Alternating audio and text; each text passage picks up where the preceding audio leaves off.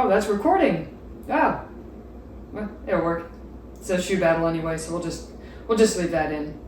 I'm Rachel, the long haul coach, coming on to talk about the Alphafly 2 and the Next Percent 2 from Nike and how I would use each shoe for various distances, and wanted to give the audience a comparison of each shoe and maybe help guide should you use the Next Percent or the Alphafly for the marathon, the half marathon, the 5K, and a little bit of the logic and the reasons why and what I found for each shoe. Before we dive into the workouts, things like that, let's go through a few tech specs I put on my very expensive clipboard. Very nice.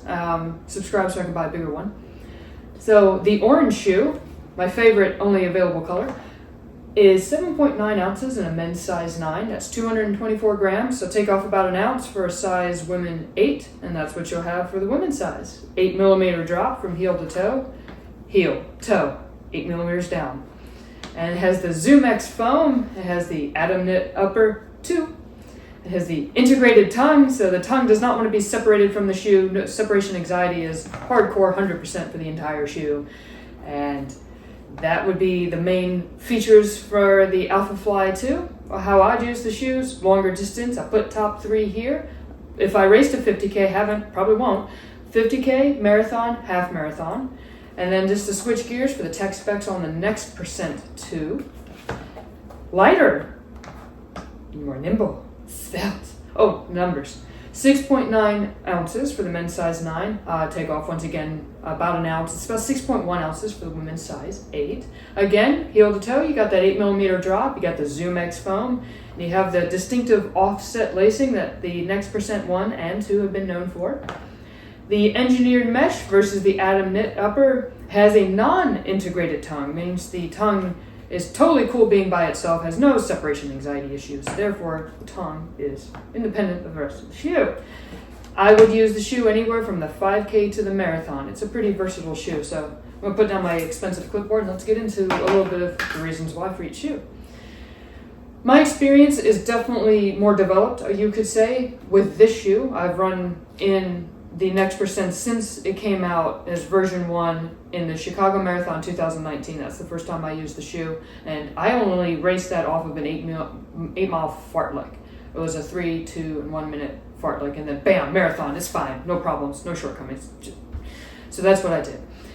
Great shoe, very, very light. It's, weight coming off that 4% that really hit the market, and boom, like everyone's like, oh, carbon. That shoe was incredible, and the Next Percent was a wonderful build from that. So they kept the weight down with this shoe. They made it a little bit more breathable over the years, and that's really been a great selling point. The offset lacing, I think, is to help to kind of take some of that pressure point off the upper of your foot. And they have ribbed, for security, laces to help keep the shoe from unlacing as you're racing out there, particularly in wet conditions. Those are some good characteristics there. So as for workouts, what have I done in the shoe? I've done quite a bit of tempo work. I've done plenty of 1Ks, 1 miles on the track, cut down to 400 meters, 200 meter repeats. Not ever really like a hard sprinting workout. I'm not a middle distance runner. I'm a longer distance runner. I'm in my 30s, so I don't go that fast. And plenty of long runs in the shoe. I've definitely run 2 hour and 40 minute long runs. I've gone easy long run pace, so easy ending up meaning for 20 miles, it takes me about 2.5 hours to do that. Maybe a little longer if I'm truly going easy. My recovery pace is in and around 8-minute pace. Long run can be all the way down if I'm just cruising 6:45, and then 6:45 down to about 6:15's tempo. For a reference point of why I would classify a shoe in a particular zone. More importantly, what have I run the shoe in? I think this shoe kind of really told me, okay, this would be a good marathon shoe, because I did like 10-mile tempo in it once, and it was just the pop back from it was nice. It was a real treat to run in this, and I recovered so well from a 20-mile long run. That's the big takeaway from these carbon-plated shoes, in general, whether you get a Nike, a Saucony, whatever flavor you like, is they really take care of you, and they're extending a lot of professional runners' careers into their mid, late, and even 30s and even to their 40s. Now, switching gears to the slightly thicker Alphafly 2, it is the heavier shoe. It's about an ounce.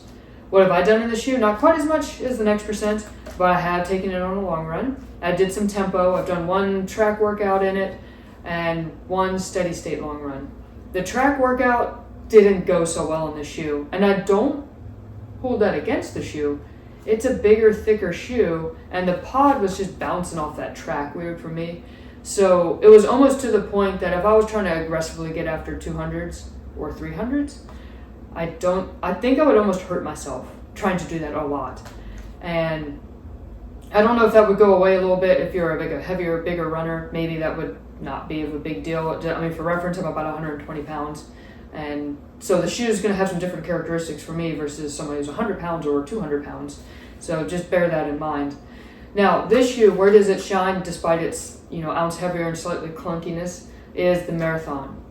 I really enjoyed running this in this shoe for the Houston Marathon. I really enjoyed this shoe for the longer distance runs. I had no issues with blisters. My heel stayed in this collar area very nicely. This upper took good care of me. I didn't have any hot spots. I paired it with a pair of Features branded socks, and I thought that was a great pairing. And as it got hot in Houston, it was almost pushing 70 degrees when I finished the race. So that's a really good test of blister issues, chafing issues in your foot, and your socks. Don't underestimate a good pair of socks, regardless of which shoe you get. So definitely what I found when I started working this shoe and some of the tempo work I did just a little bit before Houston was this shoe will also get up and go at that sub 6 minute pace, really hard threshold work. If you can get into that pod, it's a great return in your investment. And I think the heavier a runner is, I would say take this shoe for your longer distance races over the Next Percent for the marathon for two reasons. I think you'll get even more energy return from this pod. And the shoe is a little bit softer. It took very good care of my feet. So I think that would only enhance the longer or the heavier a runner is. The longer you're out on the course or the bigger you are. But that's not just exclusive to size. Everyone wants to be taken care of. So ultimately, which shoe do you feel better in as far as foam and security around your foot? Those are going to be the ultimate deciding factors for your marathon. And one point I want to say, if this is quite not helping answer the question, but maybe it is in a way, when it comes to which shoe is more efficient, which shoe has been tested to be the best, ultimately it comes down to you and your mechanics. Trust what you feel on your feet. At the end of the day, you have to get through that final 10K of the marathon. And the shoe that is protecting you the most from your environment is going to be the one that's faster, period, end of story.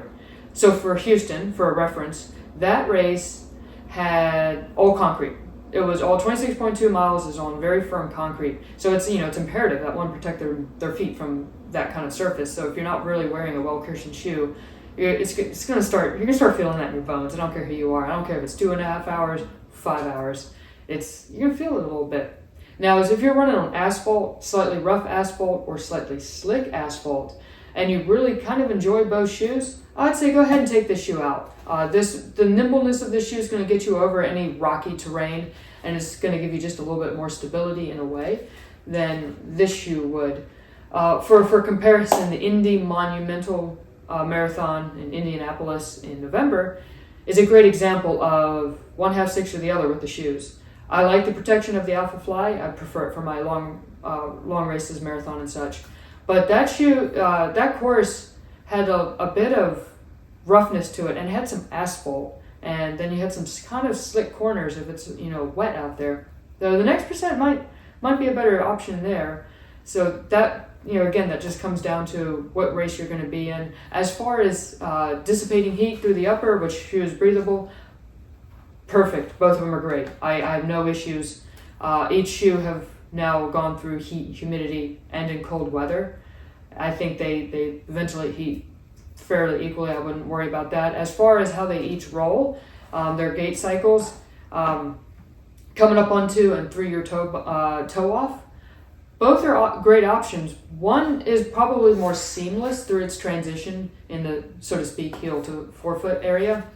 And then this one, you might almost feel it transition over to these pods. So if you're a heel strike runner, I don't think you're going to get all the benefit out of these air pods. But with that being said, it's still a cushioned shoe. So even if you're running just a little further back on the shoe than ideal, just know that you're still getting the protection of the shoe.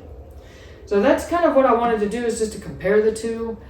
In a way, if you could only afford one and you don't have any severe considerations for needing the most maximal cushion out of the Nike line of shoes, get yourself the next percent, because you might want to enjoy a shorter distance. So if you had one 5K that's very important in a 1 year span, and you had a marathon that's important in a 1 year span, and you can only afford one shoe, maybe lean towards the next percent. But if you're in a situation where you'd like two racing shoes, obviously I'd say get both if you can.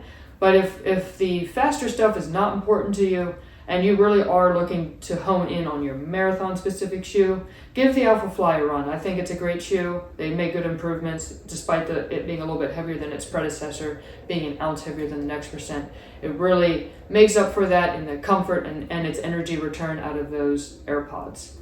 So that's it in a nutshell. If you would like to see something else, like my total shoe rotation, what I use for every day of my runs, please let me know in the comments. I'd be happy to share that. If you have any further questions of any more characteristics about the shoe, or how I found the shoe in any particular run or race, please let me know. Once again, I'm here to share anything I can. I'll learn from you. If I can share anything from my experience that helps you, that's a great experience, and that's why I have this YouTube channel running. Appreciate all the support that everyone's given me so far. It's a very true blessing, a very good, thrilling activity for me to do, as I know I'm a little bit awkward on some of my recordings, and so I do appreciate you bearing with me. Finally have the ring light now, so I look 1,000% better. A couple percent better. Anyway, you get the drift. Take care, guys, and until next time.